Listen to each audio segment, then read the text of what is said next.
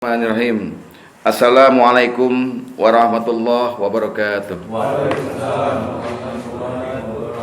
Innal hamdalillah nahmaduhu wa nasta'inuhu wa nastaghfiruh wa na'udzu billahi min shururi anfusina wa sayyiati a'malina.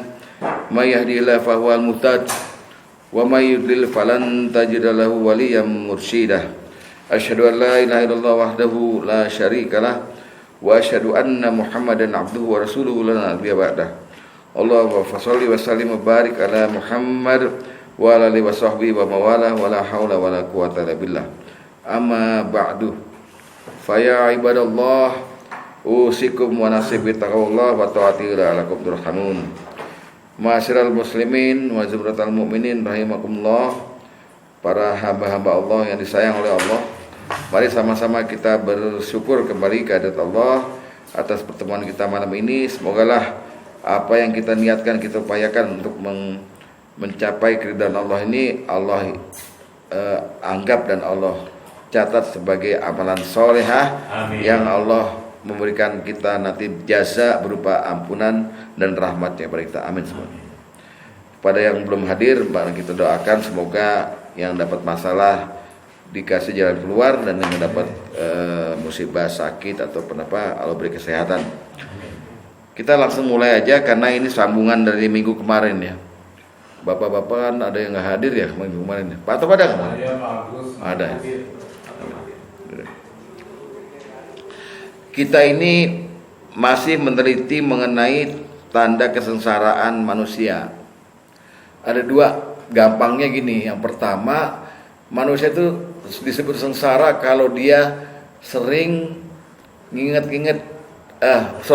melupakan dosa-dosanya masa lalu, padahal dosa itu masih ada di sisi Allah. Udah kita bahas ya, selesai deh itu. Ya.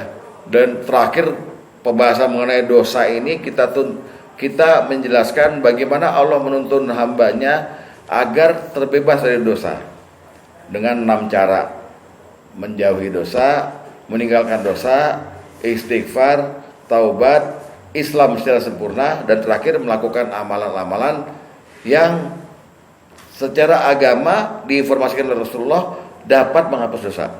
Amalannya 10, udah beres.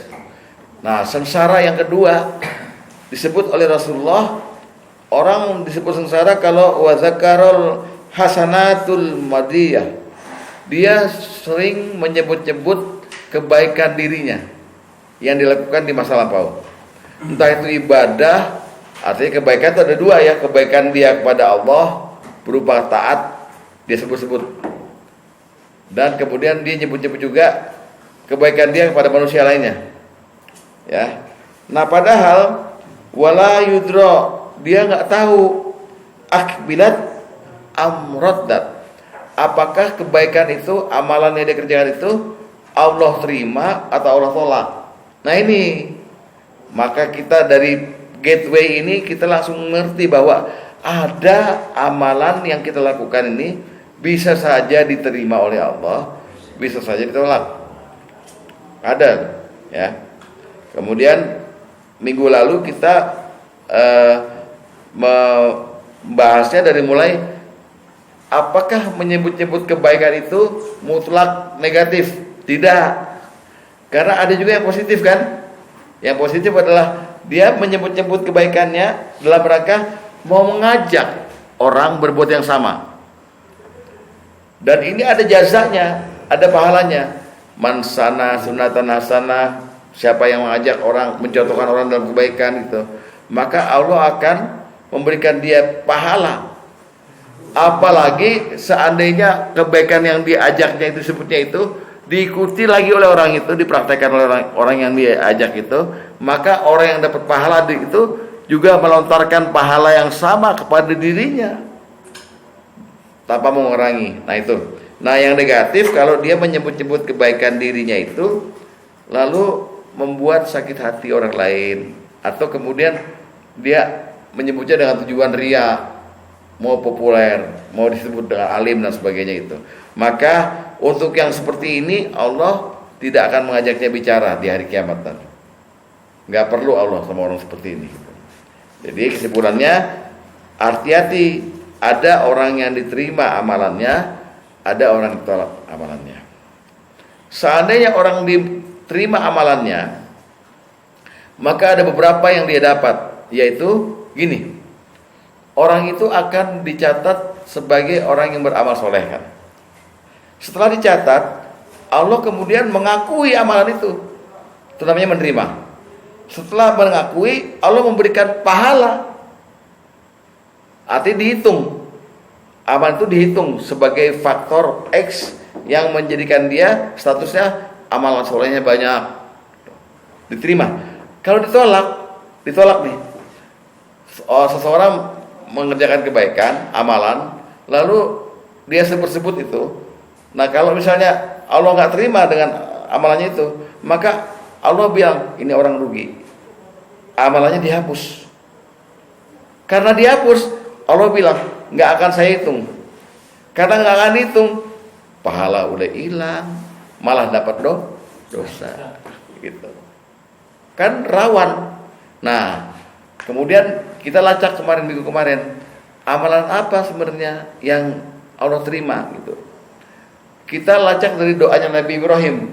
Nabi Ibrahim waktu bangun Ka'bah dengan Nabi Ismail kan berdoa, Rabbana taqabbal minna innaka antas samiul alim. Tuhan kami, taqabbal minna. Taqabbal itu terimalah. Minna dari kami. Apa? Itu yang disebut dengan amalan umum. Apa aja? Jadi Nabi Ibrahim minta semua yang saya persembahkan, yang saya lakukan ini ya, hanya untukmu ya Allah. Makanya terimalah gitu. Ya kan? Jadi itu tanda bahwa ada amalan diterima.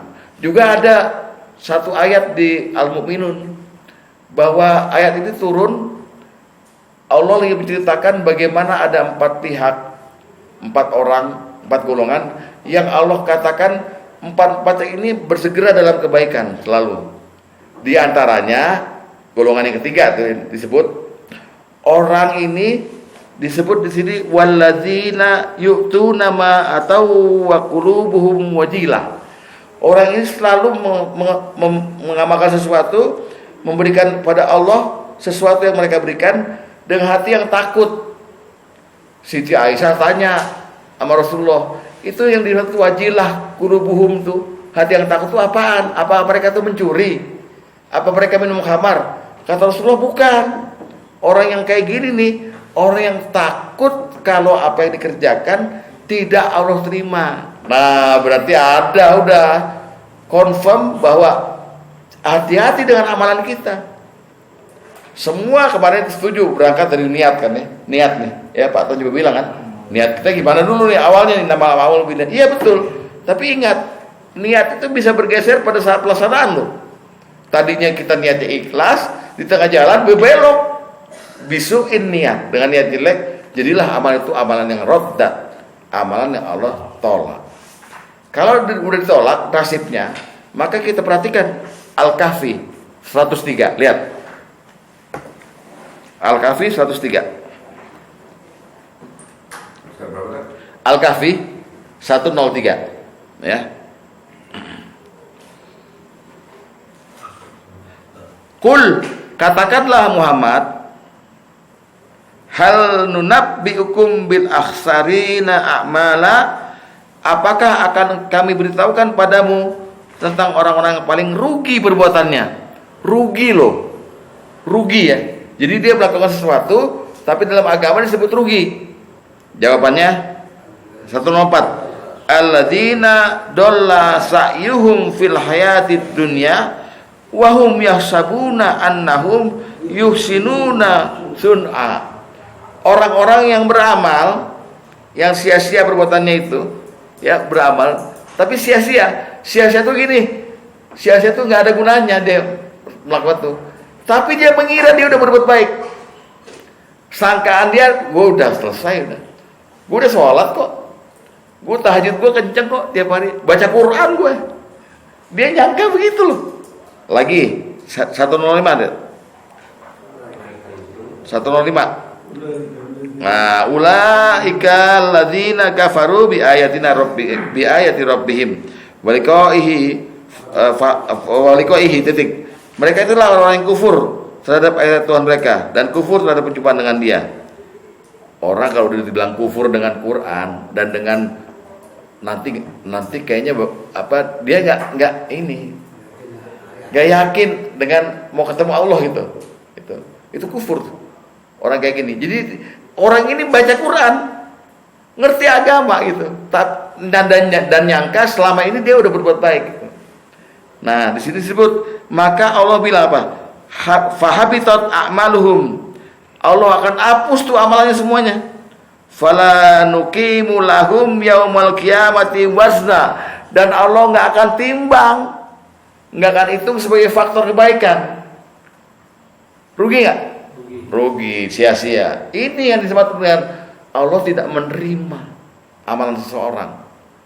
Kenapa sebabnya? Faktornya kufur kepada ayat Allah. Inilah gambaran yang Allah gambarkan sebagai manusia, tapi kal hayawan, seperti hewan, bahkan lebih sesat lagi. Jadi gini, dia dengar keterangan agama, manggut-manggut, tapi dia punya hati itu nolak. Al-A'raf berkata, walaqad zara'na li jahannama katsiran minal jinni wal ins. Dan aku akan lemparkan seluruh manusia dan jin ke dalam neraka jahanam. Kata Allah. Kenapa ya Allah? Lahum qulubul la yafqahuna biha. Mereka punya hati tapi enggak mau paham ayat-ayat Allah. Wahum ayunun la yasma'una biha. Mereka punya mata tapi enggak dipakai lihat buat ayat-ayat Allah, lihatnya yang porno-porno, yang macam-macam. Walahum adzanun la yasma'una biha. Mereka punya kuping enggak mau dengar pengajian. Ustaz sibuk Ustaz. Ini banyak antaran nih. Ya gitu ya Bang. Misalnya. Nah, kata Allah, ulaika kal an'am. Mereka sama dengan hewan ternak. Balhum adol. Bahkan lebih sesat lagi. Ulaika humul ghafilun, mereka orang yang lalai. Nah, orang yang lalai ini udah baca Quran tapi enggak mau ngelaksanain, suka ingkar ayat. Itulah yang orang yang habitat amaluhum. Allah enggak terima. Mau berbuat baik kayak apa Allah enggak terima. Dasarnya dia udah ada kebencian dengan Quran. Bukan kebencian lagi, nggak mau paham, malah diprotes ayat. Bukan, Al-A'raf 179. Buat biar mantap ini. Al-A'raf 179. Walaqad zara'na li jahannama katsiran minal jinn, yaitu.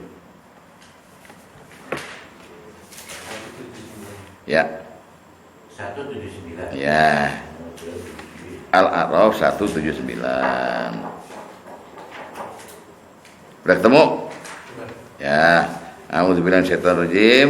Walaqad zara'na li jahannama katsiran minal jinni wal ins, ya kan? Ya betul enggak? Betul. Lahum qulubul la yafqahuna biha. Dan sesungguhnya kami jadikan isi neraka jahanam kebanyakan dari jin dan manusia. Mereka punya hati tapi enggak digunakan untuk memahami ayat Allah. Walahum a'yunun la yubsiruna biha. Mereka punya mata tapi enggak dipahami untuk melihat tanda kekuasaan Allah. Walahum azanun la yasma'una biha. Mereka punya kuping tapi enggak dipakai dengan pengajian. Ulaika kal an'am, mereka orang seperti binatang ternak. Balhum adal, bahkan lebih sesat lagi. Ulaika humul ghafilun, mereka orang yang lalai. Jelas Pak ya? Jadi ini gawatnya orang yang Allah nggak terima amalnya. Dia punya dasar memang nggak mau beragama, nggak mau soleh. Hati-hati. Ya, nah. Saya masih kurang paham. Jadi orang ini dia baca Al-Quran. Baca tetap. Tapi tidak mau mengamalkan atau maksudnya? Ya memang Pak, memang susahnya kita itu beragama mengamalkan. Kalau dengar teori mah gampang Pak, mengamalkan. Jadi artinya dia punya amal-amal yang menurut dia diterima, tapi iya, karena dia bertolak hatinya gitu. Coba Bapak dengerin, ada satu hadis Rasulullah. Satu saat nanti zamannya ini, saya ala nasi zamanun, ada kelompok orang yang dari mulut mereka keluar ayat Quran. Bayangkan, tiap hari mereka baca dari mulut mereka gitu. Tapi cuma sampai kerongkongan doang, nggak sampai hatinya gitu. Dan mereka adalah penghuni neraka paling dalam. Orang baca Quran kok penghuni neraka, kenapa coba? Iya kan nggak masuk akal nih. kok ngancemnya begitu amat itu? Karena Quran nggak melekat di sini. Kalau udah nggak melekat di sini, gimana diamalkan? Boro-boro. Jadi hanya teori. Itu yang gawat, Pak. Makanya ada hadis yang bikin kita bingung nih. Khairukum man ta'allama al-Quran wa 'allamah. Sebaik-baik kamu adalah yang belajar Quran dan mengajarkannya. Mengajarkannya itulah salah satu bentuk pengamalan. Gak heran kenapa ada ayat Inna nahnu nazzalna dzikra wa inna lahu lahafidun. Kami yang nurunin Quran kata Allah, dan kami yang menjaganya. Maksudnya Allah jaga Quran itu ada di hati tiap-tiap orang yang mau memahaminya itu. Banyak orang yang hafal Quran, tapi sedikit orang yang ada di hatinya ada Quran. Dan ini udah kesaksian dari Siti Aisyah. Rasulullah kayak apa sih orangnya, akhlaknya? Rasulullah itu Quran berjalan. Makanya dia contoh yang baik. Gitu ya.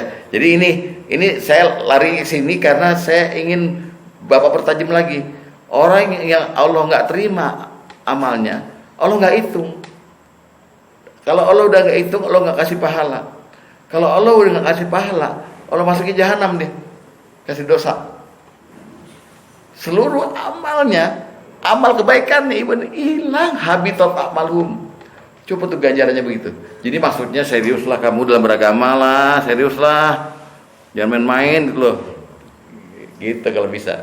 Ya. Tapi Pak Ustadz, kalau saya mau menyimpul gitu, apa yang tadi Pak Ustadz bilang, orang yang beramal tapi dia sia-sia, bisa nggak saya mengatakan dia itu kuncinya di iman? Artinya kalau dia imannya betul, kuat, benar, dia nggak mungkin kayak begitu. Karena dia seperti itu, imannya ngambang, imannya nggak ajak gitu, nggak kuat. Apa bisa saya bilang? Bisa, semua masalah iman. Tapi iman itu kan masalahnya di bibir saja. Di bibir saja. Di bibir saja. Bukan iman itu apa yang kita ucapkan, kita benarkan di hati, kita lakukan dalam perbuatan. Ya. Ya, itu harusnya begitu. Ini Pak, lebih gampangnya kita berangkat ke contoh aja ya. Bapak setuju nggak kalau Islam betul-betul melarang Bapak melihat sesuatu yang bukan hak Bapak? Misalnya di cewek nih, Islam melarang total. Bukannya kayak di hadis yang Bapak baca itu, kalau pertama terus sedekah dari Allah, rezeki, terus dilihat dulu, ntar yang udah ini baru jalan. Islam betul-betul dari awal melarang. Jaga pandanganmu, jaga kemaluanmu. An-Nur ayat 30. Kalau Bapak udah yakin itu iman. Tapi prakteknya Pak, prakteknya lihatin di luar sana. Orang yang itu kan yang dikirimin video Mas Sugeng. Lah iya. Saya. Enggak, contohnya, makanya ketika dia prakteknya lain dengan yang dia, ketika prakteknya lain dengan yang dia diyakini, itu yang disebut dengan kufur kepada ayat. Lo ayatnya ngomongnya begini, lo prakteknya kok begitu. Anda kufur pada ayat, maka perbuatan baik Anda setelah itu, kalau Anda belum minta ampun, dihitung 0. Gitu loh. Allah tolak gara-gara Anda kufur pada ayat. Paham gak gitu? Baru satu. Mak memahami bahwa poligami itu memang diizinkan, walaupun ayatnya bukan ayat poligami itu. Karena wa in khiftun an lantadir ya kan, kalau kamu takut nggak mampu berbuat adil terhadap anak yatim yang kamu pelihara itu, maka fankihu, ya kan, ma atau balakum, nikahi cewek yang kamu senang selain ponakanmu itu. Jadi ini diambil tapi oleh jumhur ulama sebagai hukum bolehnya nikah 1, 2, 3 atau 4, ya kan?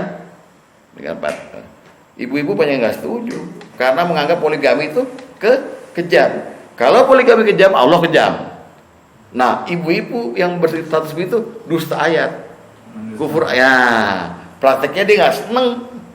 Padahal Rasulullah nawarin, siapa istri yang tanpa uzur apa-apa lalu bilang sama suaminya, Mas, kamu kawin lagi aja Mas, supaya kamu di luaran nggak liar, nggak berzina gitu. Nggak apa-apa, saya di rumah nungguin. saya layanin kamu dan kamu juga sama yang muda nggak apa-apa. Ada yang begitu. Rasulullah bilang, cewek yang kayak begini kalau udah mati, pilih dari pintu mana surga yang dia mau. Tapi nggak tertarik ibu. Surganya di dunia. Nah iya, itu ingkar ayat. Jadi Pak, orang iman iya, tapi saya bilang tadi, kenyataannya prakteknya sulit iman itu. Tadi ada hadisnya. Seseorang mencuri, nggak punya iman dia, sampai dia nyesel, baru balik imannya. Gitu. Nah itu, kaitkan dengan judul malam ini Pak. Kalau kita bisa tergoda seperti itu, Quran bilang kemana, kita kemana. Sama kita seperti binatang ternak. Yang Allah nggak menghisap kita, tanpa hisap nih neraka kan ngeri Pak, ngeri. Itu namanya penghayatan agama. Itu yang saya maksud ya, arahnya gitu Pak. Iman ya iman tetap. Saya lebih takut lagi karena baca gini Pak, ada orang yang ibadah 60 tahun, ibadahnya jadi diterima. Iya. Apa yang ini yang kita bahas? Ya seperti itu kan, dalam hadis begini, ada orang yang terdampar di suatu pulau, lalu dia dipanjangkan umurnya oleh Allah 600 tahun malah. Lalu dia tiap hari beribadah sama Allah. Dia minta supaya dia mati dalam beribadah malah gitu. Udah terusan selama 600 tahun itu dia hanya ibadah kerjanya. Tapi dia tetap wudhu, kan ada air terjun segala macam. Pulau kosong nggak ada apa-apa, mati dia. Allah terus bilang, ya udah saya sambut karena matinya husnul khotimah, ibadah terus loh. Lalu Allah hanya tanya, sekarang saya mau memasukkan kamu ke surga. Tapi kamu jawab dulu, kenapa saya memasukkan kamu ke surga? Orang ini dengan GR-nya bilang, ya karena saya ibadah 600 tahun ya Allah. Nggak ada maksiat saya kecuali saya ibadah. Lalu Allah bilang, tunggu, surga tutup dulu. Coba kamu hitung dulu air wudhu yang kamu minum sama air kamu buat wudhu, buat mandi tiap hari, buah-buahan yang saya sediakan di pulau itu, tolong hitung dulu. Dah dihitung sama dia, ini sekian kali ya Allah. Nah, ini pahala kamu ibadah, taruh 6 ton. Ini kenikmatan yang saya berikan kamu 600 ton. Bandingin, malu dia. Tahu ya? Kamu masuk surga karena rahmatku, kata Allah. Kenapa kamu nyebut-nyebut kebaikanmu itu? Jadi Allah kemudian statusnya habitat amalhum. Saya hapus kamu masuk ke neraka. Begitu. Ada pertanyaan? Tapi boleh nggak sih maksudnya dia yang tambahan baca? Jadi ya kan kita dikatakan hari ini harus lebih baik. Ya. Nah saya ini tipe dari kebahagiaan. Misalnya hari ini saya berbahagia begini, habis sholat subuh, terus baca Al-Quran, terus sholat duha, ya. Terus ya habis sholat duha kan mengerjakan pekerjaan yang ya duniawi lah, ya, apa bebenah, terus juhur apa tuh. Terus saya langsung bahagia, alhamdulillah saya sudah. Ini saya dari diri saya sendiri, kalau saya sudah bisa melakukan apa yang diperintahkan. Karena itu boleh nggak? Boleh. Tapi bersamaan dengan itu tolong Bapak juga menghisap negatifnya Bapak gimana gitu. Mudah-mudahan ini lebih berat Pak. Bapak kan udah bilang nih, negatif. Saya habis saya bohong hari ini berapa kali. Saya bentak-bentak istri, nyakitin istri berapa kali gitu. Tolong dua sisi. Jangan cuma kebaikan Bapak doang, takut-takut semua kebaikan yang disebut gak diterima. Iya, jadi orang kalau menghisap ini, iya. Kamu kemarin juga ada sebab-sebabnya gitu, kamu juga gimana gitu, sama istri itu berdebat juga. Gitu. Iya, dilihat nanti. Coba dicek nanti. Lama-lama kalau yang ininya makin hilang, bagus. Berarti Bapak calon surga, bahkan dipanjangkan umurnya sampai 194 Pak. Maksud orang udah ya, ini bisa hari ini saya baik itu besoknya ya misalnya lewatin nahwa dia merasa wah rugi saya. Iya. Jadi setiap hari begitu aja saya. Iya. Jadi kebahagiaan diri saya itu timbul ya kalau dari sholat subuh baca Al-Quran, melaksanakan tidak ada istilah gangguan-gangguan yang sifatnya gitu ya. Tadi ya dia bilang berdebat sama istri gitu misalnya, begini Nobi, bentar dulu lah, kan dia belum balik harus gini. Iya, nilai juga loh. Karena orang, makanya saya bilang melupakan dosa-dosa padahal dosa itu kan. Artinya boleh nilai diri sendiri dan juga harus mengingat apa yang maknya hari itu apa hari yang kemarin kita harus nilai. Ya semuanya madiyah tuh yang udah dilakukan. Fil madi yang udah pes gitu. Ya. Lalu minggu lalu kita mencoba mencari contoh-contoh ibadah-ibadah yang Allah terima dan Allah tolak. Pertama kita lari ke sholat ya. Udah kan udah bahas yang mana? Kemudian yang kedua kita masuk ke dalam doa. Doa ada juga yang diterima, ada yang ditolak. Jadi ternyata Allah menerima atau menolak itu pasti ada sebabnya. Di antaranya seorang itu tidak mengerti amalan itu ada syaratnya. Jadi syarat buat diterima tuh ada itu, tapi dia nggak laksanakan itu. Nah itu, dia nggak melaksanakan syarat diterimanya itu. Itulah yang disebut dengan kriteria diterimanya sebuah amalan. Gitu. Jadi doa juga begitu. Doa diantaranya yang ditolak oleh Allah, doa yang mengandung pemutus silaturahim, doa yang mengandung dosa. Dia melaknat orang itu, biar mampus dia. Atau kita minta sama Allah, ya Allah matikan dia, dengki itu nggak boleh itu. Atau doa yang kita ngomong sama Pak Ustadz, ngomong Pak Haji, ini Pak Haji, kenapa ya saya udah doa setahun 2 tahun nih, saya nggak sembuh stroke saya ini, saya udah berdoa padahal Pak Haji. Gitu. Nah itu namanya kata Rasulullah doa dengan sifat ajal. Ajal itu apa? Terburu-buru, nggak boleh. Allah akan kasih doa kita pasti diterima. Diterimanya doa kita pertama namanya diijabah. Diijabah tuh gini, kayak bapak ke kecamatan mau nulis surat pribadi ke camat gitu, bawa tanda tangan. Yang terima bukan camat kan? Loket depan. Dah, ini surat tolong sampai ke camat ya. Statusnya tuh diterima nggak? Diterima, tapi dibaca belum tentu diterima. Nah Allah juga begitu. Doa tabung semua, saya terima doanya, saya terima. Soal dikabulan urusan saya. Urusan gue dong. Kenapa lu repot nanyain? Kan lo minta. Ya kan gue udah janji juga. Allah itu punya janji. Udah ini astajib lakum. Berdoalah kamu, aku ijabah. Gitu. Aku jawab. Ini macam bapak bilang sama Pak Tom, Assalamualaikum. Pak Tom, waalaikumsalam. Pak Tom mengijabah. Tahu dengan hati ridho apa hati benci nggak tahu. Salam. Terserah dia. Gitu ya. Jadi hati-hati dengan itu.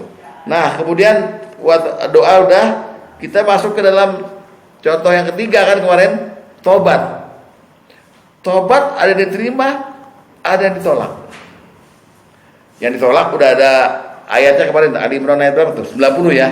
Nah, jadi walaupun Allah dalam sebuah hadis menyatakan, Rasulullah juga menyatakan bahwa Allah menerima semua tobat dari siapapun yang bertobat. Coba itu. Sama kan dengan dalam Az-Zumar, Allah mengampuni seluruh dosa. Tapi ada juga yang tidak Allah ampuni kan. Karena dia tidak melaksanakan faktor syaratnya itu. Syarat diterimanya tobat, syarat diterimanya doa, syarat diterimanya istighfar. Itu. Nah, jadi kita lihat ketentuan Allah mengenai tobat ini misalnya. Dek, saya minta Bapak baca hadis nomor 1 ya. Hadis nomor 1. Belum.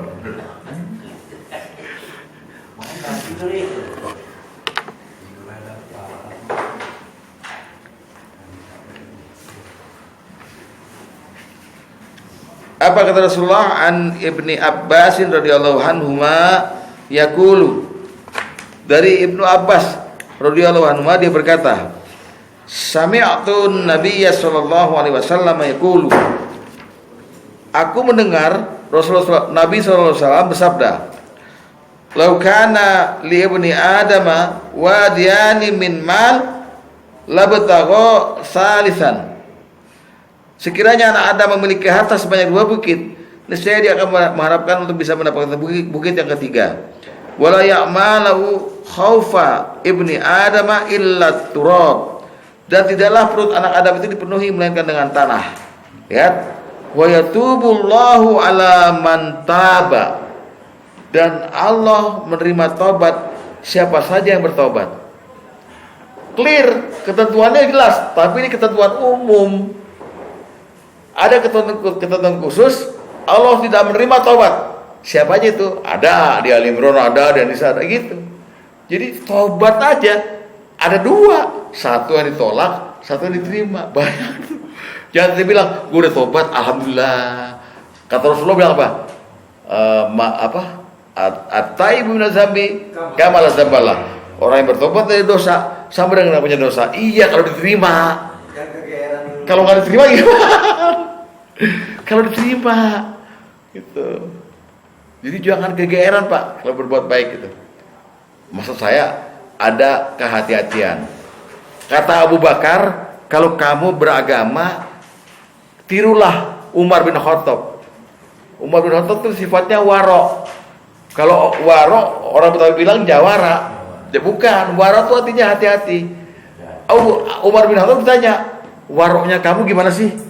Kata Umar, lihat, kata Umar, kamu berjalan di satu ruangan yang licin, tanpa sendal, jinjit, gelap. Gayanya gimana? Lari. Hah? Licin, gelap, pelan kan? Itu waro. Nah, melakukan amal perbuatan apapun waro. Allah terima nggak ya? Bismillah. Hati-hati. Polanya jangan tersinggung gitu. Pelaksanaannya. Paham ya? Umar ini dulu gitu. Ya. Pak Yanto itu Bang, itu Pak. Apa? Nah, di situ ibarat kita mau jalan ke masjid, di tengah jalan banyak tai kucing gitu. Ya, iya. Pak Yanto tuh ngomong. Gini gelap lagi kan? Wah. Sholat subuh. Waro itu namanya. Sama beramal juga mesti ada dihiasi dengan waro. Waro tuh hati-hati. Jangan sampai kecemplung, ya. Tapi bukan ini Pak Ustaz. Mana? Tanda-tanda tobat kita diterima, bukan itu ada misalnya, ya salah satunya misalnya Allah sayang sama hambanya dibikin terpuruk. Ya. Ya, terus doanya diterima, kalau doanya diterima dia akan ada tanda-tanda misalnya selalu ingat sama Allah.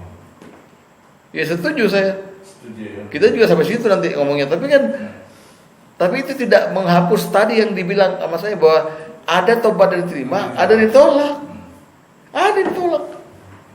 Ya. Di antaranya Ali Imran, coba Bapak buka Ali Imran ayat 90. Ali Imran ayat 90. Ali Imran ayat 90 yang kemarin. Ali Imran ayat 90. Innal ladzina kafaru, sungguhnya orang kafir yang kafir ba'da imanihim, setelah sumasdadu kafro, lalu dia bertambah kekafirannya. Orang tadinya beriman kafir, terus bertambah kekafirannya. Keenakan lan tuqbala taubatuhum, tidak akan diterima tobatnya. Lah ada kan? Ada enggak Pak Gusi? Ada kan?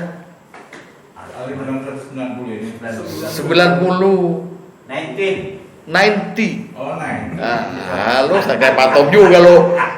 Bahasa Indonesia kurang cetol. Ya, sungguh orang-orang yang kafir setelah Beriman, kemudian nambah kafir. bilangnya La tuqbala taubatum. Tidak akan? Nah, ditolak bukan? iya. Nah, iya. Berarti kuncinya di kafir ya. Iya pastilah. Tadi kan kafir pada ayat juga, kafir itu. Nah, kenapa Allah nggak terima orang kayak begini nih, Ali Imran nih? Lihat dong baik-baik. Tadinya iman, kesenggol setan dikit, kasihkan. Lah ngapain lu balik lagi ke gua? Sono aja dong, asik gitu. Udah kafiran gitu. Nah, gitu. Makanya kemudian Rasulullah ngajarin kita doa supaya kita Allah menerima tobat kita. Lihat hadis nomor 4. Hadis nomor 4 lihat. Itu doanya. Cukup baca yang saya garisin itu. Rabbi taqabbal taubati. Artinya, wahai Tuhanku, terimalah taubatku. Hapuskanlah kesalahanku. Terimalah doaku. Wajib dakwati. Jadi kita minta. Walaupun kita udah berdoa nih, udah merasa khusyuk, tetap minta, terimalah taubatku, terimalah doaku. Terimalah. Jadi kayak kita ngasih sebelum merem nih, terima dong. Atau Bapak merasanya begini, saya merasa pasti doa saya diterima, tobat saya diterima. Nggak apa-apa, memang Allah Maha penerima tobat. Tapi sekarang Bapak bayangkan jangan kepada Allah. Bapak bikin masakan, nasi goreng yang Bapak tahu Pak Tom doyan, nasi goreng pete. Bapak kasih ini ke rumahnya Pak Tom. Pak Tom bilang, oh makasih ya, tapi Pak Tom taruh. Tahu dimakannya kapan? Tersinggung nggak? Sedih ya? Aduh, kapan dimakan itu? Tapi kalau taruh mau, wah diterima nih. Nah itulah perasaan kita kalau tobat kita nggak diterima. Kok ada yang lain ya? Baru lari ke ciri-ciri orang yang diterima tobatnya gitu. Nanti itu, ya. Lalu sekarang kita berangkat ke contoh-contoh berikutnya yaitu ZIS. ZIS itu zakat, infak, sodakoh. Ini yang sering kita lakukan nih. ZIS, zakat, infak, sodakoh. Sekarang yang zakat aja, yang zakat dulu. Ada satu hadis dari Rasulullah yang diriwayatkan oleh Ibnu Abbas. Berkata Ibnu Abbas, farada Rasulullah SAW zakat al-fitri. Rasulullah mewajibkan kita zakat fitrah. Ya, yang kata Ibnu Abbas, Rasulullah bilang, tuhrotal lisoimi. Zakat fitrah itu tujuannya untuk membersihkan diri orang yang berpuasa dari rofas dan lagwi. Dari kalau kita puasa, terus kita ngomongin orang, gibah itu. Sebenarnya puasanya sah, tapi nggak dapat pahala. Dengan zakat fitrah, pahalanya balik. Ditebus. Ya, karena tuhrotal lisoimi. Waktu matalil masakin. Dan zakat fitrah itu fungsinya untuk memberi makan orang miskin. Nah ini lihat nih peraturannya nih. Man addaha qabla sholah, barang siapa yang jalanin zakat fitrah itu sebelum sholat id, fahiya zakatun makbulatun. Nih, maka itulah zakat yang diterima. Wa man addaha ba'da sholah, barang siapa yang menjalankannya zakat fitrah itu setelah sholat id, fahiyah sodaqotun min sodaqotin. Dia cuma sedekah biasa aja. Nah jadi ada keterangan dari agama bahwa zakat sendiri ada yang diterima, ada ditolak karena syaratnya nggak memenuhi, gitu loh. Syarat fikihnya, gitu. Lihat hadis nomor 8. Ya, buat bukti aja. Hadis nomor 8. An Ibni Abbasin qala. Dari Ibnu Abbas dia berkata, faradu Rasulullah SAW zakat al-fitri. Rasulullah mewajibkan zakat fitrah. Tuhrotal shaimi, untuk mensucikan orang yang berpuasa minal lagwi warrafats, dari hal-hal yang buruk dan perkataan buruk ya, sia-sia ya. Terus waktu matalil masakin, dan untuk memberi makan orang miskin. Man addaha qabla shalah, barang siapa melaksanakan itu sebelum sholat Idul Fitri, fahiya zakatun makbulatun. Nah, itu kalau kalimat dilihat, fahiya zakatun makbulatun. Maka itu zakat yang diterima oleh Allah. Ada zakat yang diterima, ada zakat yang ditolak. Tuh, ya pertama. Terus soal zakat. Sekarang infak. Infak ada yang Allah terima. Bahkan Allah menyuruh Rasulullah Muhammad ngomong ke orang munafik di Mekah. Mekah apa Madinah? Di Madinah, maaf. Karena orang munafik itu orang Islam. Tapi yang kalau depan Rasulullah, wah saya beriman. Begitu dibakar Rasulullah, lain lagi ngomongnya. Nah mereka infak nih, infak semua. Allah nyuruh Muhammad, katakan Muhammad sama mereka mau infak seberapapun juga, infak mereka saya tolak. Infak ditolak. Gara-gara apa? Gara-gara mereka fasik munafik. Jadi Bapak jangan pura-pura, jangan punya sifat munafik. Kalau Bapak punya sifat munafik, infak kayak apa Allah tolak? Gara-gara munafiknya itu. Coba Pak, lihat suratnya. Surat At-Taubah ayat 53. Surat At-Taubah ayat 53.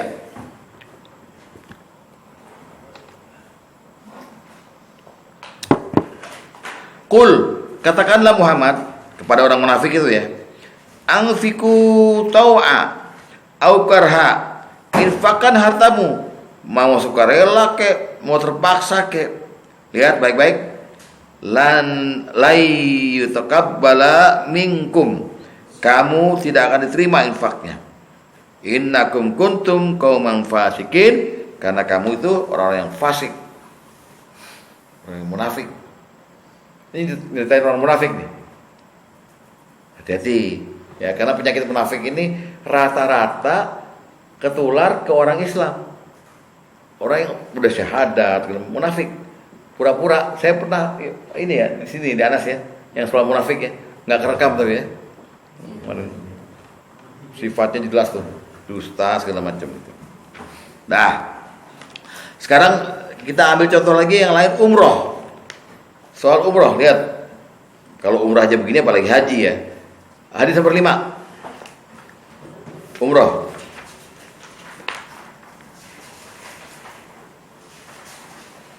Oke. Dari Abdurrahman bin Abu Bakar, sesungguhnya Rasulullah SAW berkata kepada Abdurrahman, wahai Abdurrahman, temanilah saudaramu Aisyah dan umrohkanlah dia dari Tanim. Jadi ada aturan dari Rasulullah, kalau mau mikot terdekat dari Mekah adalah ke Tanim, cuma 30 kilo, 30 kilo dari Tanim. Jika ia telah sampai dari Al-Aqmah, maka hendaknya dia berumroh. Fa innaha umratun mataqabbalah. Karena yang demikian itu adalah umroh yang diterima. Jadi ada syarat fikih kalau mau umroh yang terdekat dari Mekah itu mikotnya dari Tanim sampai Aqmah, mandi dia lalu niat labbaik Allahumma umratan, itu yang diterima gitu katanya. Jadi ada yang ditolak kalau nggak melakukan mikot gitu, paham ya? Terus lanjut aja, kita berangkat contoh-contoh aja. Mikot bukan dari Bir Ali. Kan mikot ada 7, lam ya'lam, Bir Ali, Jeddah, kemudian Tanim, lalu dari Zulfaidah, ada 7. Waktu kita fikih haji sudah terangkan tuh. Tempat mikot. Bir Ali kan di Madinah, Pak. Pak, Bir Ali di Madinah. Ya, dari yang yang mau ke Arafah dari Madinah, artinya Bir Ali, mandinya di situ, ya. Nah, terakhir, contohnya kita lari ke kurban. Jadi kurban itu ada, Allah nyatakan kedua anak Adam, Habil dan Qabil ya namanya ya. Dua-duanya disyariatkan berkurban. Nah rupanya Habil nih yang lebih muda ya, lebih muda. Jadi anaknya kan Habil sama Qabil kayak anak kembar gitu, lebih muda Qabil itu. Dia melaksanakan kurbannya dengan benar, hewannya dipotong dengan benar, lalu hewannya daging itu ditaruh di atas gunung. Nah, tapi si Qabil malas cari hewan, dia motong buah-buahan, sayur-sayuran, tapi lama sehingga membusuk, taruh juga di atas gunung. Maka Allah memberi tanda menerima korbannya Habil, menolak korbannya Qabil. Dari situ Qabil marah, kenapa kau diterima aku ditolak gitu. Lalu Habil berkata, Allah hanya menerima korban dari orang yang bertakwa, kata dia begitu, dibunuh. Tapi inti dari ayat itu Allah menyatakan korban dari yang satu saya terima, korban dari yang lain saya tolak. Nah ini bisa jadi bahan buat kita nanti kurban nanti tuh. Kurban yang udah kita tabung dari awal sekarang ini diterima apa enggak sama Allah?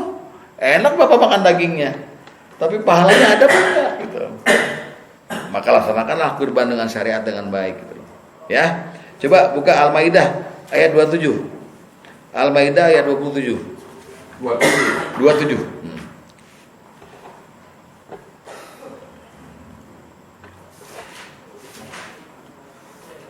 Watlu alaihim naba abnana Adam, dan beritakanlah Muhammad kisah sebenarnya kepada mereka umatmu itu tentang kisah kedua putra Adam. Ya, iza qarraba kurbanan, ketika keduanya mempersembahkan kurban. Lihat, fatuqabbila min ahadihima, maka kurban dari salah satu dari mereka diterima. Terus walam yutaqabbal minal akhar, dan yang satu lagi Allah tidak terima. Jelas sampai sini ya? Ini saya cuma kasih contoh pernyataan Allah dan Rasulnya bahwa ada amal yang diterima dan ditolak gitu. Nggak bisa kita tolak lagi nih dalil-dalilnya. Maksudnya kehati-hatian kita terhadap amal yang kita lakukan. Di samping itu ada hadis yang menceritakan lafal niat Rasulullah waktu motong korban. Macam-macam, ada bilang haza minni wa ummati, haza min. Nah, ini ada satu yang memakai unsur ya Allah, terimalah kurban saya dari Muhammad dan dari keluarganya. Lihat hadis nomor 3. Ya. Hadis nomor 3. Dari Aisyah bahwasanya Rasulullah SAW memerintahkan agar dibawakan seekor kambing kibas yang bertanduk, berkaki hitam dan perut serta sekitar matanya berwarna hitam. Lalu diberikanlah kambing kibas itu kepada beliau. Ketika ingin menyembelihnya, beliau berkata, "Wahai Aisyah, berikan aku pisau." Asahlah pisau itu dengan batu. Aisyah pun melakukannya. Rasulullah kemudian mengambil pisau dari kambing kibas tersebut, lalu membaringkannya dan menyembelihnya sambil mengucapkan, "Bismillahi Allahumma taqabbal min Muhammad wa ali Muhammad wa min ummati Muhammad." Ya Allah, dengan menyebut Allah, ya Allah, terimalah kurban ini dari Muhammad, dari keluarga Muhammad, dan dari umat Muhammad. Summa rahibihi sallallahu alaihi wasallam, kemudian hewan itu disembelih. Ada kata-kata taqabbal, terimalah. Gitu. Sama mana Ibrahim tadi, Rabbana taqabbal minna. Innaka antas samiul alim. Ya, jadi Bapak sekarang selain mengucapkan bismillah, dalam hati aja terima ya Allah. Salat saya tadi terima ya Allah. Apa terima ya Allah? Terima ya Allah. Wah, bisa panjang pahalanya tuh. Amin. Amin. Ya. Jadi itu pentingnya doa ya Ustaz ya. Pentingnya doa. Iya. Ya. Artinya kita tidak hanya berkorban aja, tapi meminta diterima. Begitu Ya. juga ibadah-ibadah yang lain. Ya.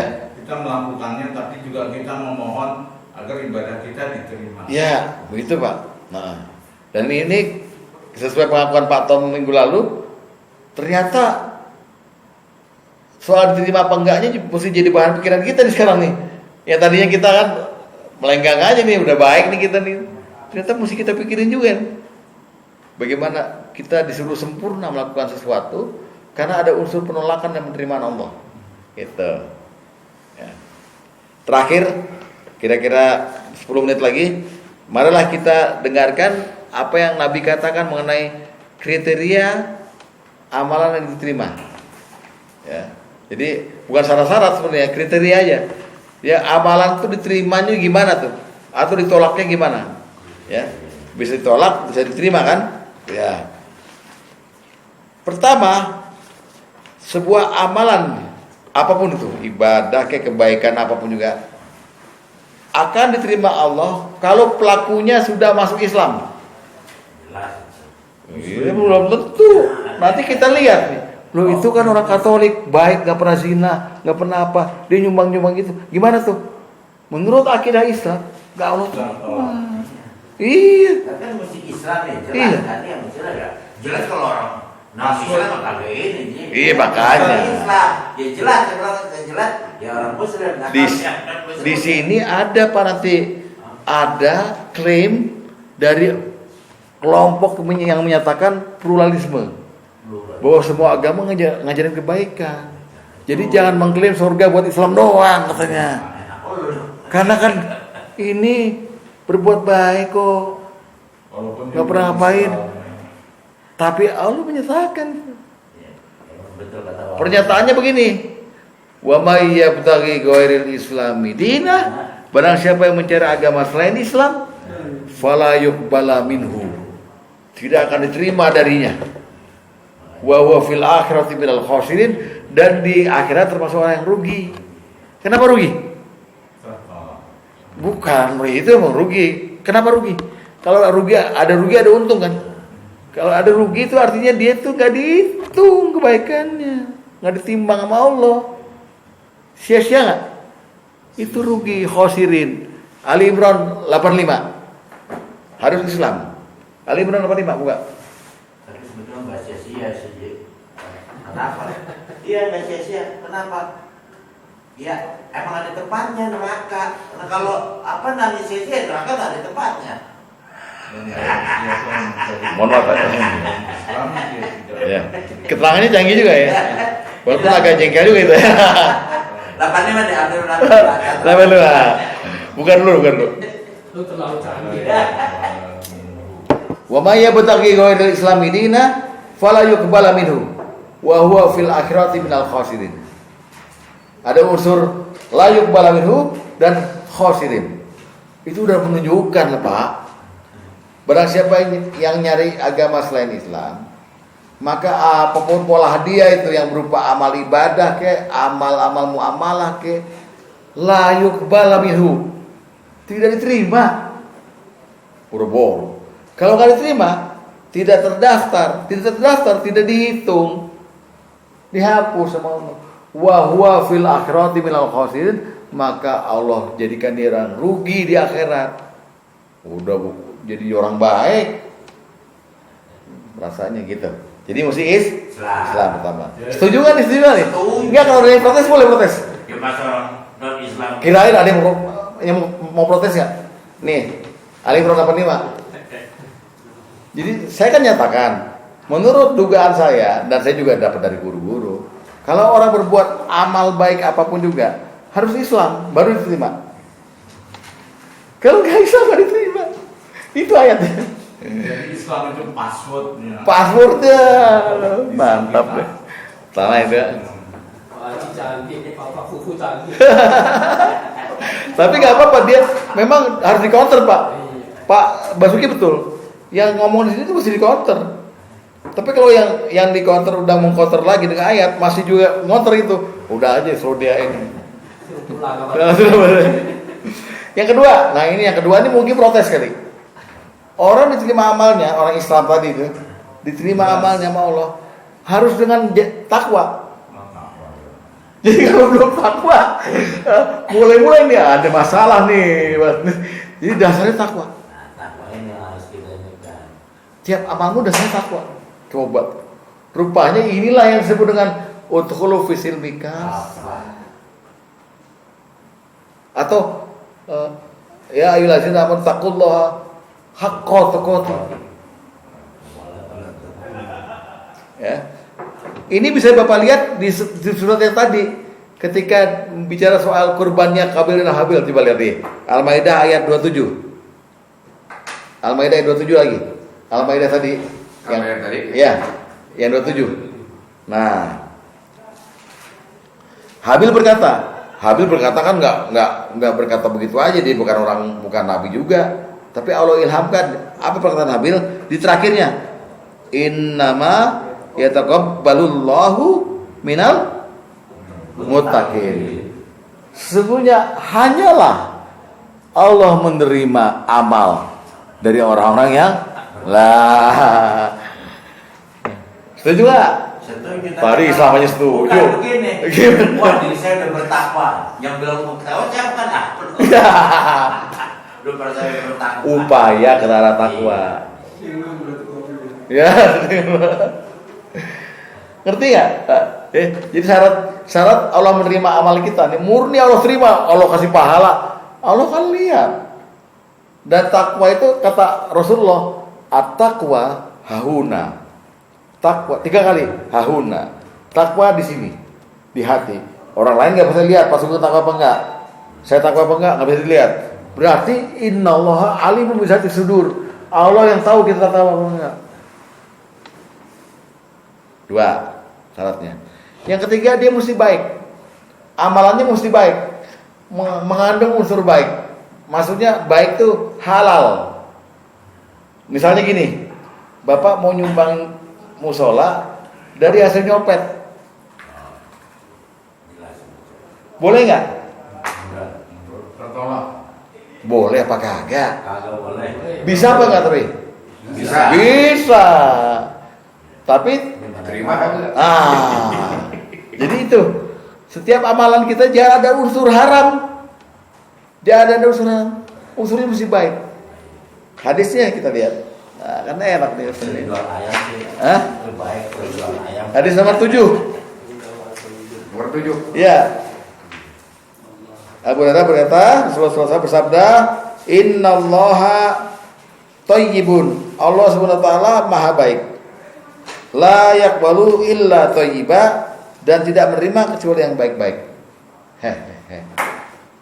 Naik haji, tapi dari hasil keuntungan buka warung karaoke, remang-remang di Parung. Naik haji. Ya, gimana? Bisa. Bisa. Bisa. Tapi diterima kan belum tentu. Tapi Madu. mardut Allah tolong. Ya, bisa deh kan orang apa namanya istilahnya, jika lo mampu ya duit mau dari mana bisa, tapi kan diterima tidak itu urusan apa. Lah iya, kita lagi ngomongin urusan Allah, memang bukan saya. Ini bukan urusan saya, Pak Sugeng jangan. Kalau habis jual ayam sih. Oh, halal. Tergantung. Tapi kalau Bapak ngasih makan ayamnya pakai dimarahin, lu makan dulu. Mulai. Jual ayam kan ayam saya ada berapa sama rumah-rumahnya saya baru beli. Jadi nggak boleh. Pak Ustadz, sampai masjidnya dibangun dengan uang Takwa? halal, Oh. nggak sah kita sholat. Masjid Diror, suruh rubuhkan. Itu dulu orang munafik di Madinah membangun Masjid Diror. Maka keluar ayatnya, hanyalah yang memakmurkan Masjid Allah itu begini ini. Dan saat ini hancurkan. Rasulullah suruh hancurkan. Padahal Rasulullah tuh waktu diresmikan masjid itu datang. Cuma Rasulullah diatur sama orang munafik supaya nanti kalau ada orang-orang dari agama lain datang, ya tulisan persis kejadian sama waktu kemarin Paus datang tuh. Orang Islam di mana tunduk-tunduknya gitu. Gitu. Jadi Kepalanya. ya. Jangan diketawain, kesian dia belum tahu kali. Ya. Jadi pertama siapa tadi? Islam. Kedua bertakwa. Makanya kita datang minder nih. Ya gue udah takwa belum ya? Ya upaya. Berkali-kali para dai bilang, ngapain tuh adalah alakum tatakun. Kalau Anda nggak jalankan itu, makanya mengamalkan agama itu jangan setengah-setengah. Gitu. Ya upaya bertakwa. Baru Allah terima. Apa enaknya ya? Contohnya supaya lebih mendekati gitu ini nah. Ada 3 anak. Satu bandel banget. Yang kedua kadang-kadang nurut, kadang-kadang nggak nurut. Yang ketiga sangat nurut gitu. Ya kan? 3-tiganya sama orang tuanya disuruh nyari sesuatu tuh hadiah ulang tahun ibunya gitu. Ternyata yang paling mahal hadiahnya yang dibawa orang yang paling bandel. Orang yang paling nurut, entah bungsu, entah anak tengah ini, malah bawanya yang biasa aja gitu. Tapi bapak sebagai orang tuanya, yang mana yang bapak terima dengan lapang gitu? Enggak, yang lihatnya apanya? Lihatnya amalnya, apa lihat yang ngasihnya? Yang ngasihnya, oh ini anak baru, makasih anaknya. Kalau dari dia, sering nyakitin hati saya, walaupun ngasihnya mercy, tapi Allah pun begitu. Kadang-kadang Allah tuh membalik keadaan. Kayak doa orang soleh kayak Pak Rasman begini, jarang dikabulin. Kenapa? Saking senengnya Allah sama Pak Rasman. Orang ngamen, suaranya enak banget nih, mukanya jelek. Karena suaranya enak, lagunya kita seneng, jangan dikasih duit dulu. Biar aja nyanyi capek. Baru di ujungnya kasih duit. Lama nunggunya dia. Tapi ada orang yang cakep mukanya, suaranya jelek, main gitarnya berantakan gitu. Cepat suruh pergi, kasih duit suruh pergi. Itulah orang diterima atau ditolak. Melihat ke dalam hati kita. Ya. Tahu deh setuju apa enggak masalah. Ya, belum selesai. Apa? Mengenai yang ini apa? Imam masjid ini Istiqlal. Itu kan di dalam pemerintahannya. Kalau dia bisa kan nolak apa dalam artinya dia mungkin disuruh atau memang ini dia sendiri atau misalnya dia biasa-biasa tapi misal dia masuk masjid, oh lu nggak bisa karena itu kan ada apa ya dia sebagai ini ya ya Protokol. ragu kayak artinya kalau dia menolak dia berani kan misalnya udah saya kalau sampai ini saya mengundurkan diri lebih dia ngambil kebijakan yang sifatnya apa darurat yang mengambil kebijakan itu gimana Pak? Gitu. Kalau soal berani apa enggak, tanya ke orang yang bersangkutan kan. Ya. Tapi menurut saya begini, kita ini kan beragama itu di Indonesia itu berusaha mencari titik temu. Jadi berusaha mengaburkan perbedaan, mencari persamaan seolah-olah. Ya. Bahwa dia orang suci, dia beragama, ya kita anggap begitu. Itu memang betul. Karena Rasulullah bilang, saya larang kamu mencela orang lain beribadahnya kayak apa. Jangan hancurkan gereja-gereja mereka. Tetap dikasih kesempatan. Cuma jangan tasamuhnya kelewatan, mencampur adukan. Nggak usah soal paus. Bagaimana kita sekarang disuruh menyamakan, melevelkan sama antara salam kita dengan salam mereka. Assalamualaikum warahmatullahi wabarakatuh. Shalom, salam kebajikan. Rahayu, Om Swastiastu, Namo Buddhaya. Ngapain? Apa manfaatnya coba? Untuk akhirat manfaatnya atau untuk dunia deh? Itu kan semata-mata cuma mau ngeliatin bahwa kita nggak pekelir. Sama kita ini semua. Akhirnya ujung-ujungnya pluralisme. Semua agama benar. Siapa bapak yang berani begitu? Murtad bapak. Agama lain salah demi hukum.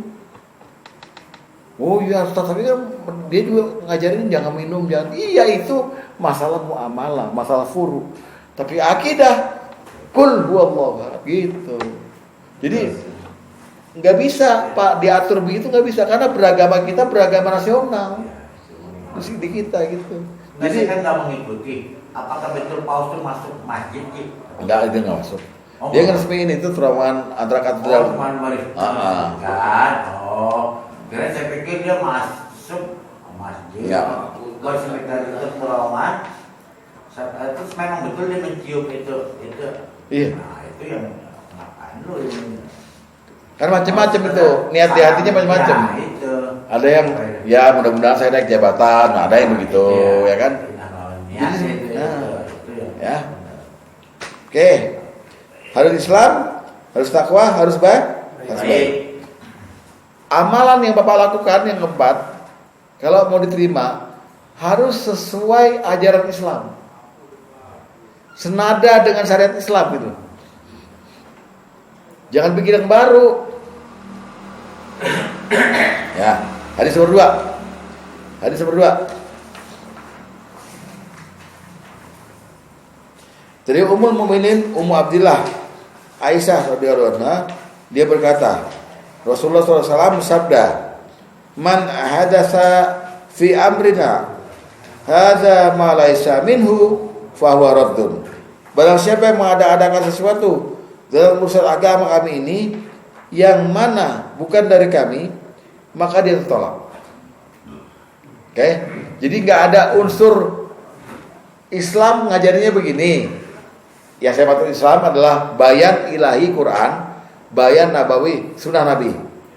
Ya, itu udah jelas begini-begini. Lalu kita ngadainnya nggak kayak begitu gitu, tertolak. Ini Nabi yang bilang tertolak. Fahuwa raddun, tertolak. Artinya tidak dianggap sebagai amalan soleh karena kamu nggak niru dengan sunnah Nabi atau dengan Quran. Bapak kalau ngomongin ini ke orang lain, mesti kasih contoh.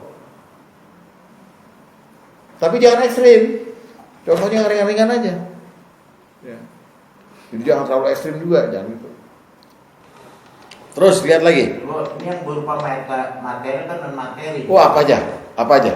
Amalan terhadap manusia, muamalah, Yang apalagi ibadah. Yang sesuai dengan ini. Iya. Harus sesuai dengan yang diajarkan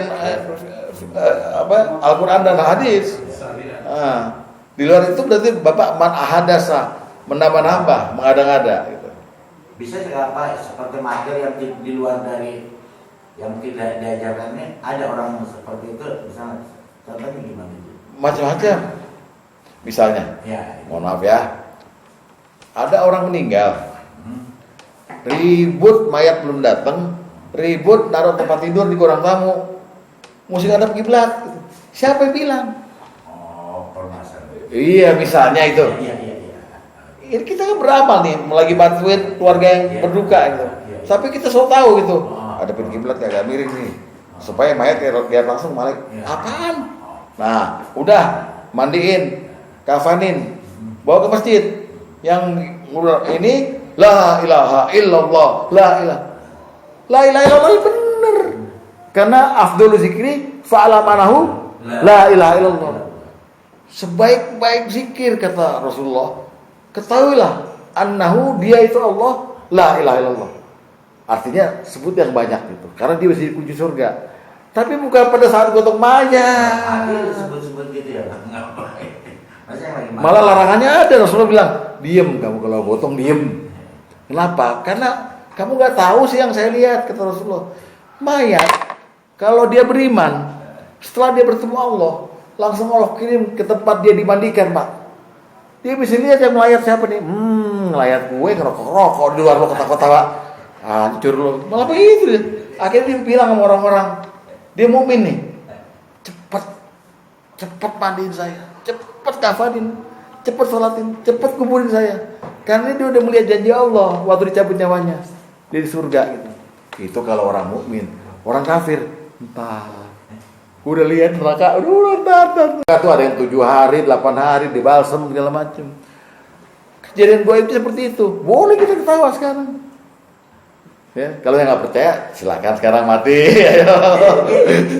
itu siapa yang pertama-tama ya ada jenazah lah itu Ya bang, di sini juga ada. yang ngajarin siapa? Lah yang nggak tahu. Teacher. Tapi, nah sekarang gini, jangan siapanya. Dia kan beramal itu. Iya. Tujuannya baik kan sebetulnya. Tapi tidak pada tempatnya. Dan tidak ada ajarannya dalam agama kami min amrina. Maka fahuwa raddun. Loh la ilaha illallahnya tutawalak man. Nah ini kan fardu kayak fardu air fardu kifayah. Nah kalau tahu gitu kalau ada orang tahu, ya, kenapa nggak kasih tahu gitu kalau dia kapan nanti? Siapa? Iya kasih tahu. Aku iya di sini namanya ada yang harus Ada lagi dakwah. Kalau ada orang jangan ini nih kamu diam aja di bawah jangan. Saya sering nyolek, Pak. Saya mau bawa saya. Sekarang tapi udah stroke itu susah saya nyolek ini. Saya kesekat, aja. Termasuk Kasugang kayak tahlilan. Kan kalimatul haq itu banyak semua. Ya. Bagus-bagus. Tapi ada nggak ajarannya itu? Hah? Makanya kita maksudnya muhasabah untuk kita itu. Ya. Iya betul. Ada nggak tuh? Perintahnya. Ini Pak Agus ini memandang tahlilan seperti itu akan tertolak dari enggak dari sisi acara tahlilan secara paket ya kematiannya. Karena kita bisa bedah tuh Pak. Ntar kita bisa bedah. Yang mana yang sebetulnya melanggar syariat di situ. Ya, yang mana bukan hanya acaranya secara paket gitu. Ya, matamnya, kemudian makan-makannya kan gitu ya. Hadirnya, hari-harinya, nentuin harinya segala macam gitu. Jadi banyak sekali urusan agama ini yang dibuat-buat tidak sesuai dengan kemurnian dari Rasulullah. Gitu, ya. Bukan hanya itu aja, banyak saudara. Azan itu udah jelas kan, ya. Orang yang azan nanti di hari kiamat lehernya panjang. Lalu azan itu dapatnya lafal itu dari mimpinya seseorang loh yang lapor ke Rasulullah. Tadinya Rasulullah berunding sama sahabat-sahabat lainnya. Gimana kalau kita manggil orang sholat seperti orang-orang Nasrani itu loh, pakai lonceng gitu. Oh yang satu nggak setuju, Umar nggak setuju, pakai ini itu. Satu sahabat bilang, saya semalam mimpi ada orang berteriak Allahu Akbar, Allahu Akbar, syahadu la ilaha illallah, Rasulullah bilang, lagi tolong ulangi, lah pakai ini, gitu. Berarti mafhum mukhalafahnya orang azan ya begitu levelnya. Ini sekarang gitu kan ya, storing. Inna Allah wa malaikatahu yusalluna 'alan nabi. Ya ayyuhalladzina. Nggak, saya tanya yang suruh siapa?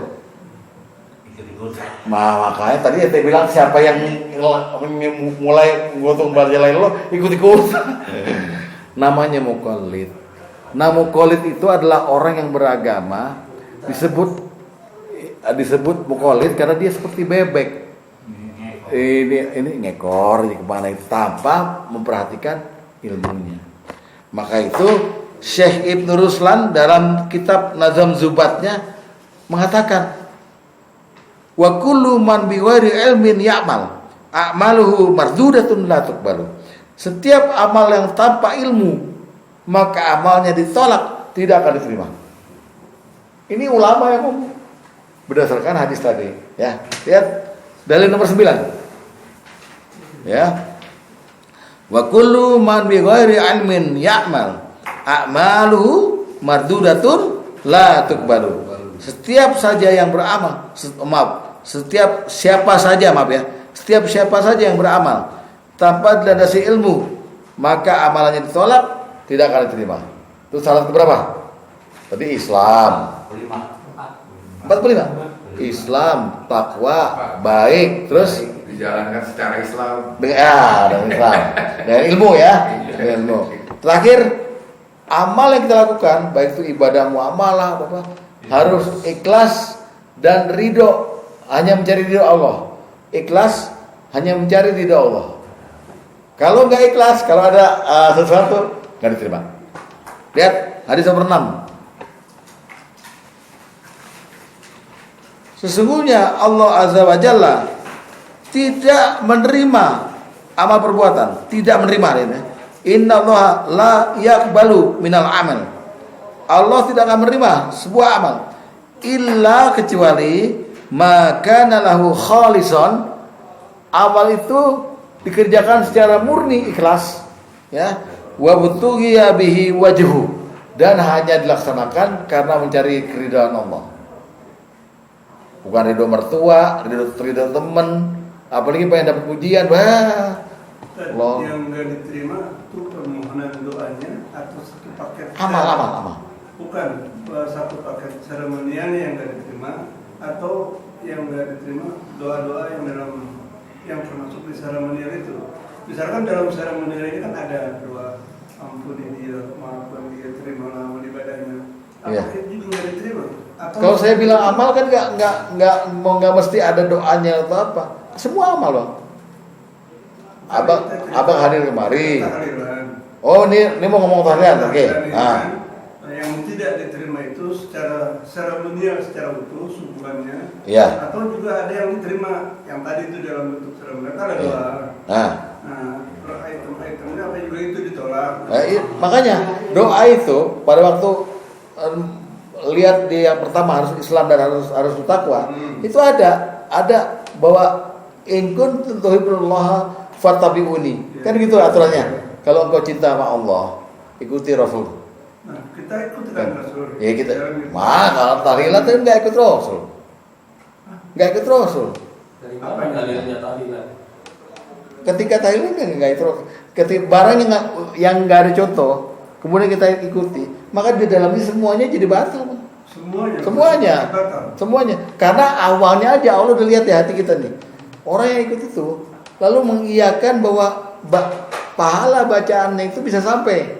Nah, contohnya itu. Sedangkan Imam Syafi'i aja bilang nggak sampai. Coba buka kitab Ar-Risalah.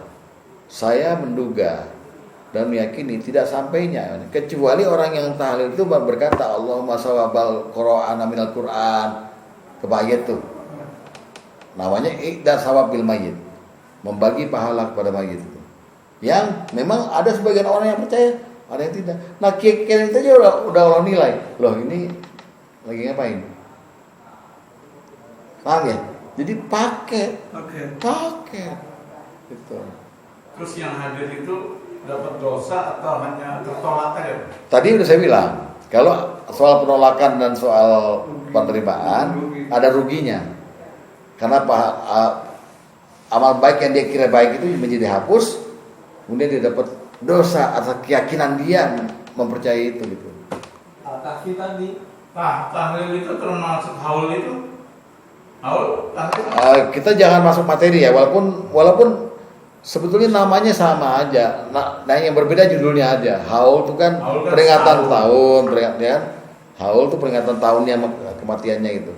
Tapi bukan hanya di situ contohnya, makanya saya bilang banyak sekali. Contoh gini, Selama yang diamalkan itu kemudian masih berparalel dengan syariat, boleh mengikutsertakan adat istiadat. Contohnya bapak waktu ngelamar anak, Rasul nggak kasih detail itu. Kan banyak macam nih kita. Ada yang bapak bilang, mau ngapain pergi mobil, gue ajak restoran aja, makan, mau kawin sama anak gue, tanggal, simple. Ada yang mesti pakai, Assalamualaikum, saya lamar anak bapak, iya saya terima. Itu nggak ada di agama. Tapi ada dibilang di Al-Baqarah, la junaha alaikum fima aratabi bima min khidbatin nisa. Tidak dosa bagimu meminang perempuan itu. Al-Baqarah 23 berapa itu? Tidak ada dosa bagimu untuk meminang. Jadi artinya caranya meminang diserahkan pada adat istiadat selama nggak bertentangan. Lalu bapak ngawinin anak, ada di pelaminan, nih orang tua, ini pengantin, nih orang tua lagi itu. Mana ada di Islam?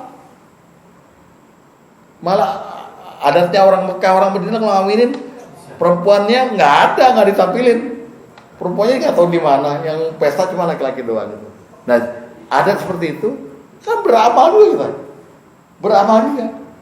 Tapi boleh sepanjang tidak bertentangan dengan syariat, gitu loh.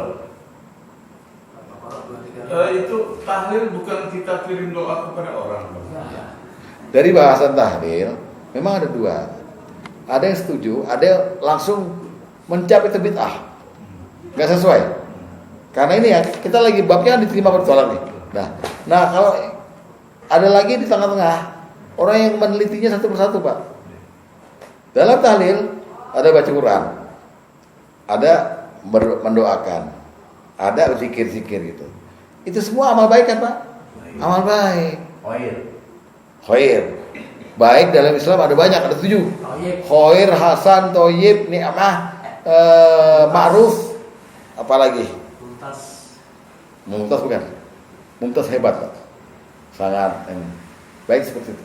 Nah, tapi dia berangkat dari apa? Karena yang Allah dan Rasulnya sampaikan ini bukan hanya ini, tapi dari hati pak, dari niat. Sedangkan innamal amalu binniyat wa innamal likulli imri'in ma nawa. Jadi betul bapak bilang dia mendoakan. Istilah mendoakan orang mati aja ada pertentangan pak. Dari ya misalnya di Indonesia, Nahdien dan Muhammadiyah, anggaplah gitu ya. Anggaplah ada kan ada Al-Wasiyah, ada segala macam. Cukup NU, Muhammadiyah. NU arti kata mendoakan orang mati itu artinya kirim doa. Tapi kalau orang Muhammadiyah nggak ada kirim, nggak ada berdoa. Itu udah beda dari awalnya.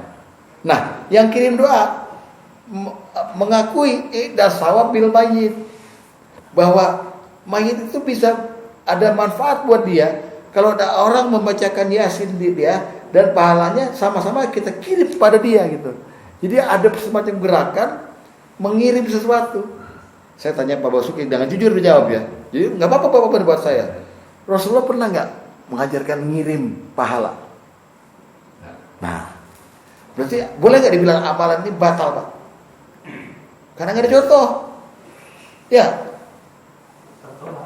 Jadi jangan dulu bilang bahwa betul semuanya berdoa. Nah, kirim doa.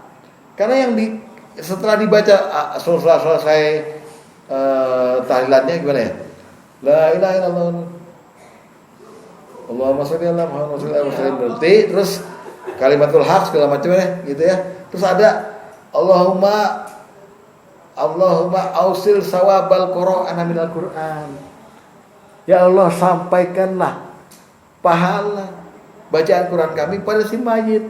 Itu yang Imam Syafi'i katakan di Arisalah. Bapak tercek di kitab kuning itu. Bukan Arisalah Pak. Di Alum nggak ada soal ini.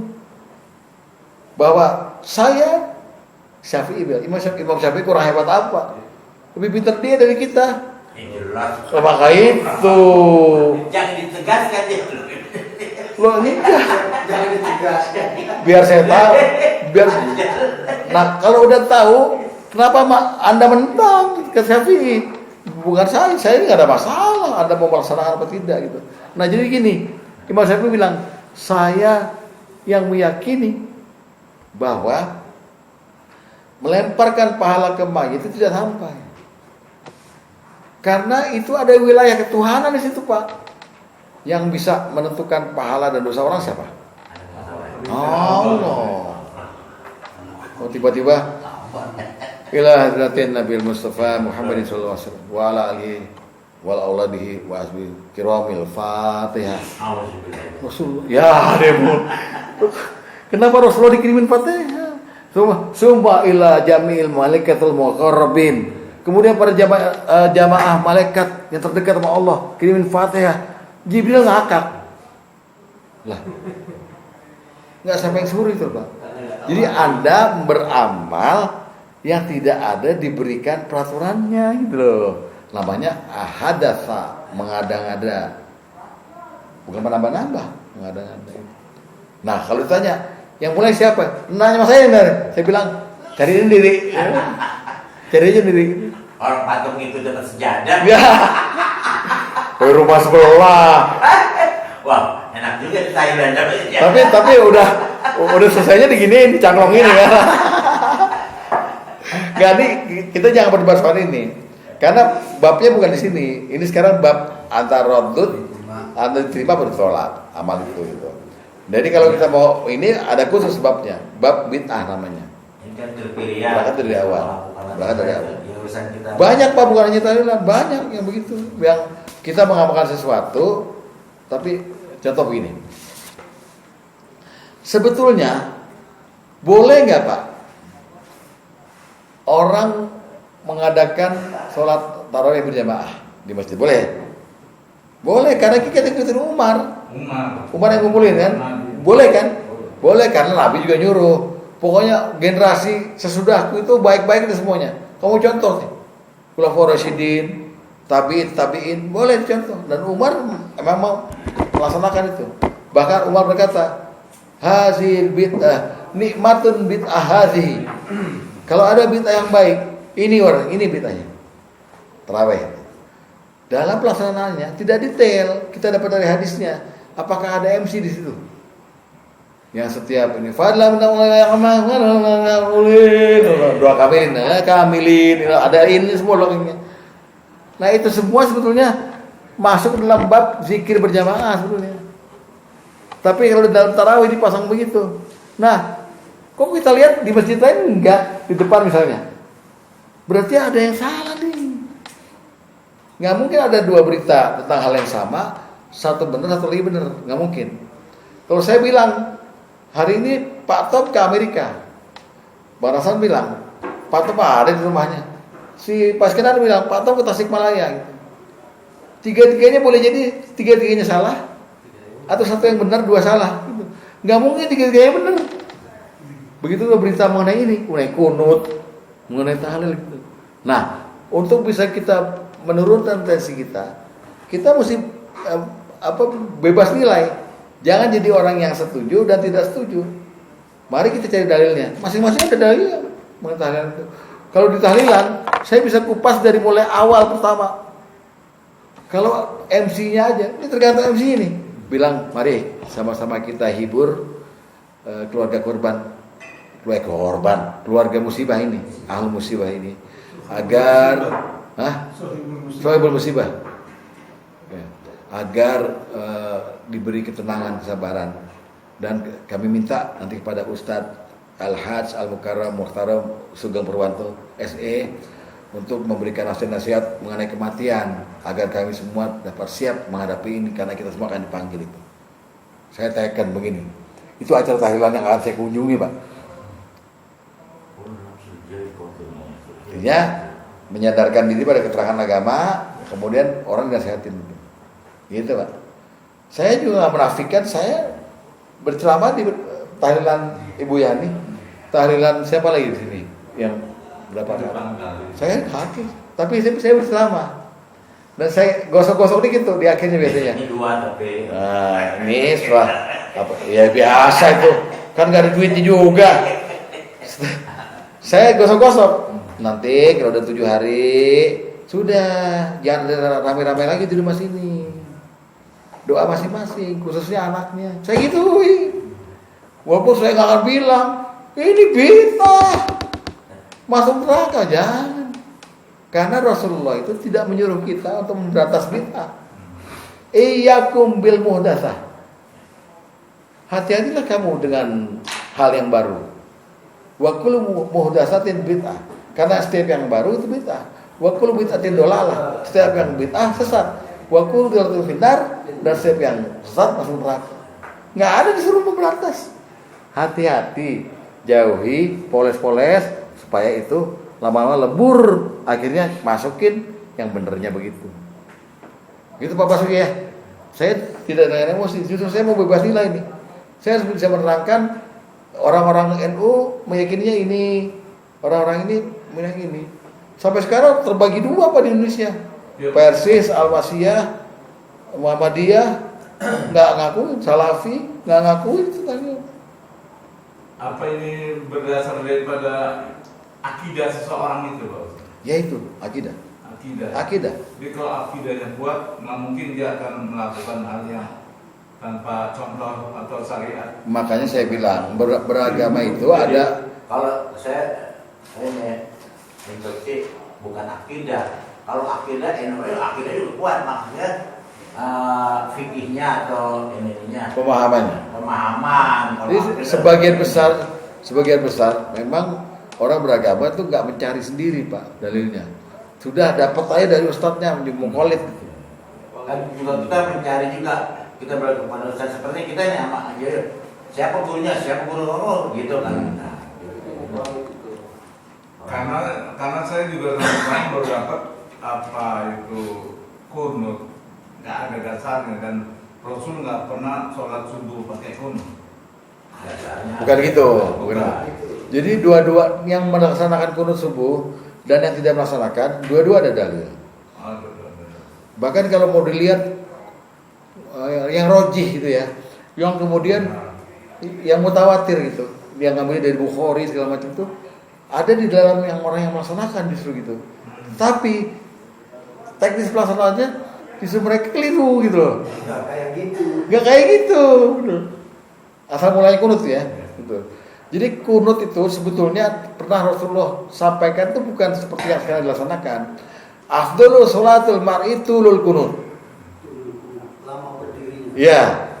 Sebaik-baik sholat seseorang adalah yang lama berdirinya. Mengandung dua pengertian.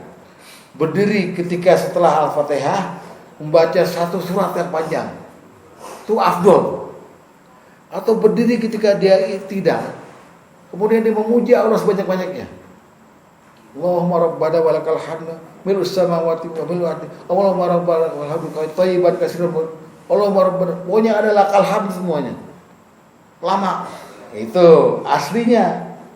Dan diamali sahabat-sahabat. Kunut seperti itu. Tiba-tiba Rasulullah dapat undangan, permintaan. Tolong kirim kami guru untuk ngajar kami Quran.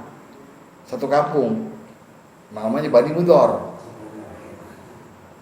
Kirim Rasulullah sahabat-sahabat yang bisa Quran, ngajarin mereka supaya mereka masuk Islam. Enggak balik Pak, 70 orang enggak balik, dibunuh. Rasulullah protes sama Allah. Ali Imran tuh. Protes Rasulullah. Nah, dalam protes itu, caranya Rasulullah protes tiap sholat fardu baca kunut di iktidal rakaat terakhir. Subuh, zuhur, asar, maghrib, isya. 30 hari sebulan penuh. Di satu bulan itu hari ke-30 turun Ali Imran 128. Urusan Abang Asap, urusan aku. Bukan urusanmu Muhammad.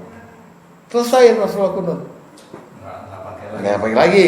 Dan bacaannya bukan Alhamdulillah, bukan. Karena bacaan itu adalah bacaan kunut witir di setengah Ramadan terakhir.